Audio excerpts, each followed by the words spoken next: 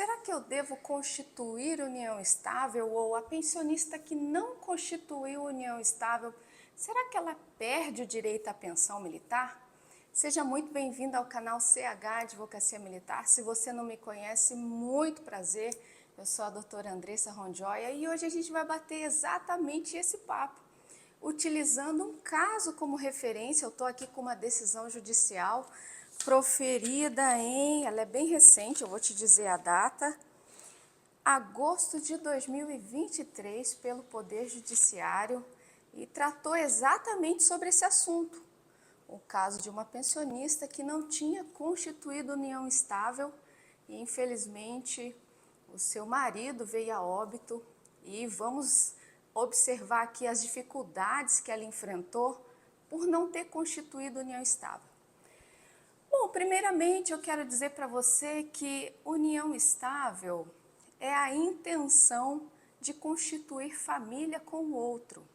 Então, a partir do momento que você decide ter uma família com alguém e se comporta dessa maneira, você está vivendo em união estável. O que muitas pessoas não sabem é que a união estável, ela existe às vezes de fato, e às vezes ela é formalizada por meio de um contrato no cartório, tudo direitinho. Mas o fato de você não ter escriturado a sua união estável não significa que você não viva em união estável. Como eu disse, é viver com o outro com a intenção de constituir família, viver como família com uma outra pessoa. Não basta assim, poxa, ele paga uma conta vez ou outra de luz, uma conta vez ou outra de telefone, não, isso não é suficiente. A jurisprudência ela já se posicionou sobre isso e é necessário mesmo você viver com o outro com essa intenção de constituir família. Então, como eu disse, às vezes você já vive em união estável, né? Seu marido, seu cônjuge, seu companheiro aí está vivo e vocês vivem nessa harmonia de família, de queremos ser uma família, mas ainda não formalizaram a união estável. Isso tem algumas implicações que você vai perceber nesse caso, no momento da habilitação à pensão militar, se infelizmente o companheiro vier a óbito. Nesse caso específico aqui, que a gente vai conversar, tanto a esposa, né? Vou utilizar o termo esposa, apesar de que quando a gente fala em união estável, o termo correto é companheiro. Mas como o objetivo é constituir família, não há problema aqui a gente usar o termo esposa, esposo, marido, né? Então, quando eu falar esposa, quando eu falar marido, significa o casal nessa vivência de união estável, nessa vivência aí matrimonial. Bom, nesse caso aqui, veja, é caso de muitos anos. Então, a gente pensa, poxa, nos dias de hoje, como alguém pode viver de forma assim não formalizada, né? Como que alguém pode ainda viver sem se prevenir, né? Sem pensar no que pode acontecer no futuro? Gente, realmente ainda acontece, ainda existe e é por isso que a gente está batendo esse papo aqui. Então, esse casal, eles constituíram união estável em 1978. Então, eles, assim, casaram, né? Passaram a viver juntos como marido e mulher em 1978, de fato. Então, como eu expliquei, quando a gente fala de fato, é nada formalizado, nada documentado. Então, passaram a viver como marido e mulher em 1978 e assim seguiu a vida. Viveram juntos, mudaram de cidade, esse militar foi transferido, ela foi junto, tiveram um filho, esse filho cresceu, eles criaram, esse filho se tornou maior, se casou, né? Fizeram o casamento do filho e tudo na informalidade esse casamento, essa união estável. E a vida seguiu. E aí, quando foi mais ou menos 2018, eles decidiram então escriturar, formalizar a união estável, fizeram ali por orientação do filho, o filho já crescido, o filho maior, eles decidiram escriturar essa união estável, então eles fizeram esse documento em cartório, e aí citaram que o início dessa convivência foi lá em 1978, e aí tiveram esse documento, né? E infelizmente, 2 anos depois, o militar veio a óbito. E aí se tornou, além da tristeza, né? Além do impacto de ter perdido o marido, de ter encerrado aí um relacionamento conjugal tão bonito, né? Aquele sofrimento, ainda veio o desespero, porque essa viúva era completamente dependente do marido. A gente sabe que alguns relacionamentos, talvez hoje ainda seja assim, mas a maioria no passado era, né? A gente sabe que a mulher, ela era do lar, talvez seja até essa a sua situação, mas ela era do lar por opção mesmo, porque ela decidiu abdicar da sua carreira, ela decidiu viver em função dos filhos, para criar os filhos, para cuidar dos filhos da melhor maneira, para cuidar da sua casa, do seu marido, e aí impulsionando o marido para que ele crescesse. Então, quando acontece uma fatalidade dessa, a mulher se sente completamente abandonada, perdida, porque como que ela vai continuar respondendo ali pelas despesas que às vezes é adquirida até mesmo pelo casal, né? Porque a gente nunca pensa que, poxa, amanhã posso morrer, amanhã pode acontecer uma situação. Então, às vezes o casal ali se programou e aí compraram isso, compraram aquilo, às vezes até no nome da viúva, né? E aí ela ficou com essa dívida, tem às vezes condomínio. Claro, tem que continuar vivendo. E aí ela se vê nessa situação de que, poxa, e agora? Deixa eu ir atrás da minha pensão. Afinal, eu abdiquei da minha carreira em benefício da minha família. E aí a gente pensa, né? Essa viúva aqui, nesse caso, voltando para esse caso, ela constituiu união estável, ela se casou, né? Constituiu união estável em 78. Em 2020 o marido morre, ela já está com a idade avançada. Então, como que você espera que essa mulher que se dedicou a vida inteira para o lar, para os filhos, para o marido, de repente, do dia para a noite, se recoloque no mercado de trabalho? Então, a situação urgente em que, com o falecimento do militar, quase que automaticamente, com a ciência da força do falecimento, o pagamento dos proventos dele é interrompido, você imagina o desespero da viúva nesse momento.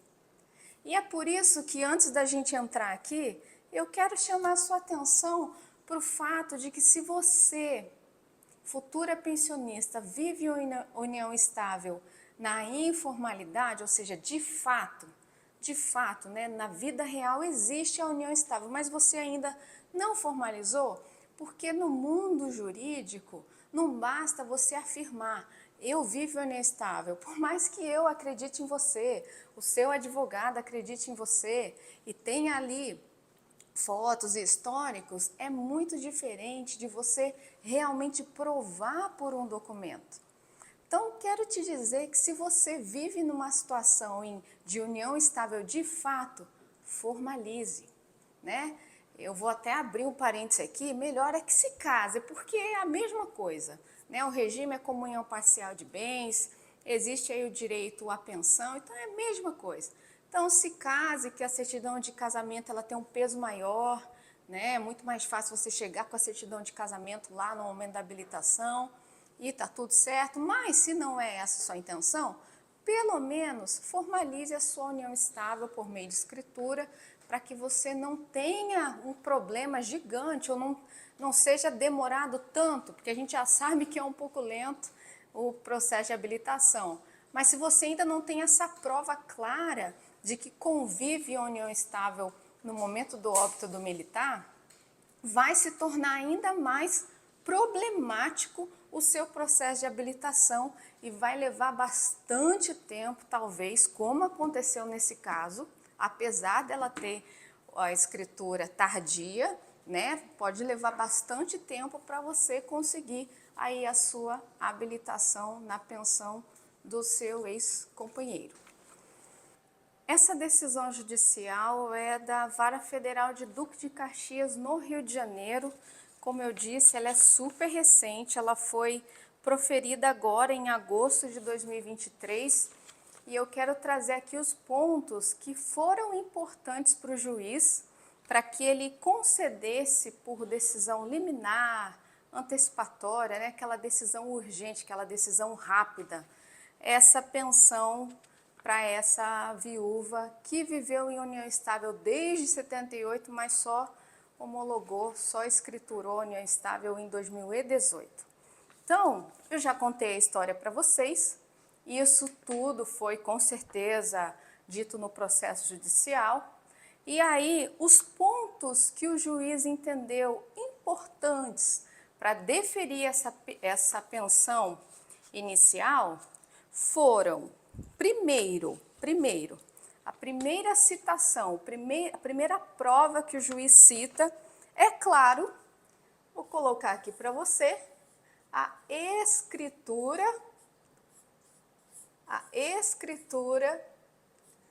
da união estável. E aí a importância de você que hoje vive de fato em união estável, mas ainda não escriturou, essa é a primeira prova que o juiz levou em consideração. Mas não foi só isso, porque essa escritura de união estável, como eu disse, ela foi feita tardia. Eu falei 2018, mas na verdade a decisão está dizendo 2017. Então, relembrando, eles viviam em união estável desde 78, e apenas em 2017, veja, meu Deus, muitos anos depois, eles escrituraram a união estável. Então, o juiz levou em consideração a escritura de união estável, mas também, e ele cita aqui, ó, voltando então, ele disse: considerando os documentos juntados aos autos, notadamente a escritura de união estável, recente e anterior ao óbito. Veja, é uma prova que a viúva tinha antes do óbito do militar, que realmente vivia com ele em união estável na condição de companheira. E a gente sabe que a companheira está lá na primeira ordem de prioridade para receber a pensão militar. Que mais que o juiz levou em consideração? O segundo ponto, né, a segunda prova que o juiz levou em consideração foi comprovante de residência em nome da viúva e do militar falecido no mesmo endereço. Então, olha, anote aí, vai anotando para que você tenha esses documentos arquivados e facilite no momento da sua habilitação. Comprovante de residência da viúva e do militar falecido. E do militar, atenção, vou colocar mesmo endereço. Então, não é assim, a viúva tem um comprovante de residência, eu vivo em união estável, tá? Eu tenho um comprovante de residência na Baixada e o meu companheiro tem um comprovante de residência na Barra. Não, isso não é viver em união estável. Veja, eu vou sublinhar. No mesmo endereço Então, viúva tinha em nome dela e o militar falecido também no mesmo endereço. Isso foi importante para o juiz no momento dele dizer: eu acho que essa viúva, que até agora não foi habilitada, ela realmente tem direito a essa pensão militar que as Forças Armadas não concederam. Vamos para o terceiro, para a terceira prova. A terceira prova que ele leva em consideração, e que aí já fica um ponto de alerta para você. Então, a terceira prova, fotos do casal. E essas fotos, essas fotos desse processo, não são fotos aleatórias, não são fotos assim, tiradas a qualquer momento. São fotos do casal, por exemplo, em datas festivas. Vou anotar para você. Em datas festivas. Então, por exemplo, Dia dos Pais. Dia dos Pais em família. Uma foto em família. Então, tá lá, o casal com o filho comemorando o Dia dos Pais. Então, você pode ter foto do casal, de você, do seu companheiro, da sua família, de 10 anos atrás, mas você também tem que ter da época, O óbito, nesse caso, aconteceu em 2020. Então, não bastava ela ter foto de 2010, porque no momento da habilitação, ela precisava comprovar que ainda vivia em união estável. Então, faleceu em 2020, poxa, de 2020, de 2019, do final de 2019, do ano novo em família, Então, fotos do casal em datas festivas. Datas festivas. E hoje, gente, antigamente era mais difícil, porque a gente tinha aquela câmera com rolo, era com filme, e às vezes se você não colocasse data na câmera, não sairia foto com data. Mas hoje em dia você consegue printar ali no seu celular e já sai a data que você tirou a foto. E isso é de muita relevância. Então veja, nesse caso, o juiz levou em consideração a escritura da união estável, levou em consideração o comprovante de residência da viúva e do militar no mesmo endereço, e aqui a mesma ideia da foto, A gente não está falando de comprovante de residência de 3 anos atrás. Se ele faleceu em 2020, poxa, digamos, ele faleceu em julho de 2020. Você vai ter comprovante de residência do casal de junho de 2020, Porque se você mora naquele local e o companheiro também, os dois terão comprovantes de residência no mesmo endereço em data recente. Então, ambos possuem residência no mesmo local e possuem comprovantes contemporâneos à data do óbito. E também fotos do casal em datas festivas atuais e antigas. Então, esse caso aqui, em que eles constituírem 78, poxa, fotos de 78, fotos de 79, uma foto lá de 85, as datas importantes, nascimento do filho que eles tiveram, o casamento deles, o casamento do filho, e assim vai, Nasceu um neto. Então, são essas fotos que provam a constância matrimonial e a duração, Como esse casamento, essa união estável, ela foi duradoura e se perpetuou até a data do óbito do militar. Então, o juiz vem e está concluindo aqui, verifico a probabilidade do direito invocado. Então, ele realmente verificou que as provas demonstram que a viúva vivia em união estável com o militar falecido e, portanto, ele conclui, defiro o pedido de urgência determinando a imediata concessão da pensão militar à viúva desse militar falecido. Então, Essas provas foram fundamentais para que o juiz deferisse então a pensão militar para essa viúva nessa hipótese. Agora você imagine aquela viúva que não, ou o viúvo que não possui a escritura da união estável, o contrato da união estável, que não tenha formalizado aquela convivência matrimonial de tantos anos, né? Com certeza vai ter muito mais dificuldade. Então, se você está vivendo hoje, né, está na constância de uma união estável de fato, formalize para não se prejudicar no futuro. Mas e aí? Essa é a dúvida. Eu não formalizei, aconteceu a fatalidade. Será que eu não tenho direito à pensão militar? Veja que não é isso que eu estou dizendo. Eu estou dizendo em facilitar o seu acesso no processo de habilitação que já é demorado. Veja essa pensionista, né? A hipótese dessa viúva, falecimento lá em 2020.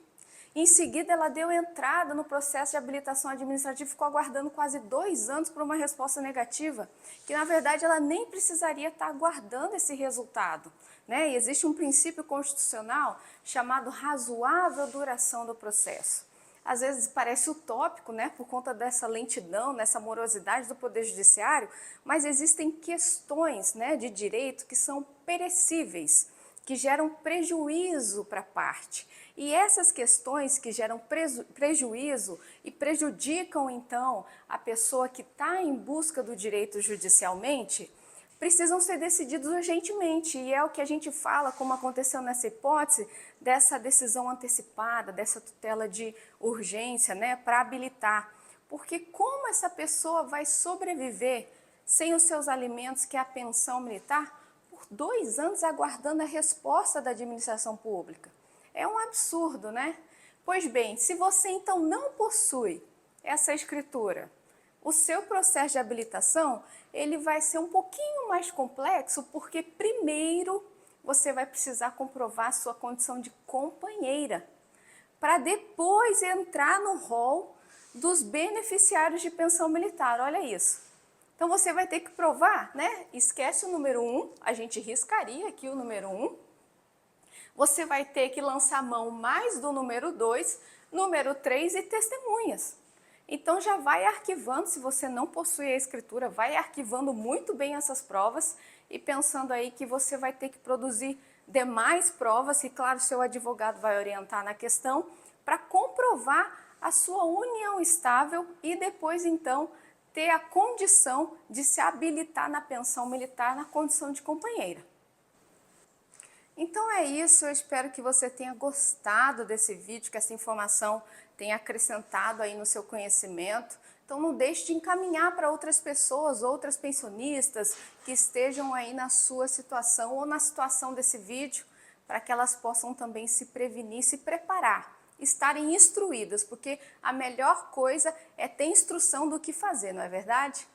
Eu te espero aqui numa próxima oportunidade. Se não foi o seu caso nesse vídeo, comente, que provavelmente a gente vai te agradar num próximo vídeo. Um abraço, até a próxima!